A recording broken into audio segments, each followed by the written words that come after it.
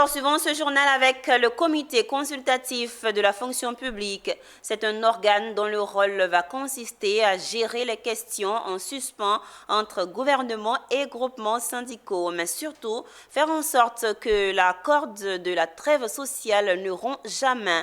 Composé de 16 membres, le comité a officiellement pris fonction lors d'une cérémonie d'installation en présence de Issa Badini et Marie Sissiri. La lune de miel entre le gouvernement et les organisations syndicales se poursuit et de fort belle manière. Mieux, elle se consolide à travers cet organe, comité consultatif de la fonction publique.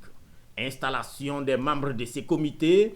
À cette cérémonie, il y a d'un côté le gouvernement représenté par la ministre d'État en charge de la fonction publique et de l'autre côté, les 8 signataires de la trêve sociale. Lecture des décrets d'attribution, d'organisation et de fonctionnement et lecture d'arrêtés de nomination, et c'est dans une atmosphère pour le moins apaisée, avec pour maître mot le dialogue afin de consolider la paix sociale. Je suis particulièrement satisfaite parce que nous sommes dans un processus qui évolue très bien.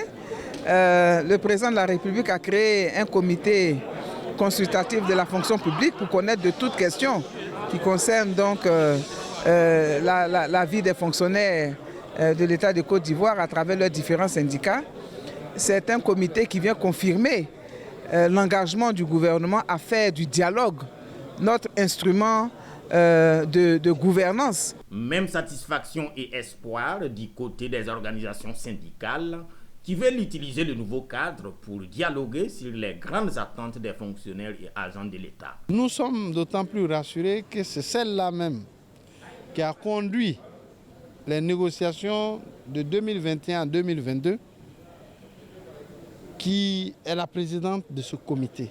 Et donc nous sommes rassurés que les discussions seront franches, ouvertes et pouvoir aboutir à des solutions. Nous avons exprimé des urgences. La première, il faut qu'on analyse rapidement les questions des sanctions pour faire des grèves de ceux de l'année 2019-2020. À ces attentes, voici la réponse de la ministre d'État, par ailleurs présidente du comité consultatif de la fonction publique. Le cadre de réflexion pour toutes ces questions à caractère financier est créé désormais. Et qu'avec les signataires de la trêve, nous allons pouvoir ouvrir ces dossiers chauds, réfléchir et faire des propositions au gouvernement. Comité consultatif de la fonction publique.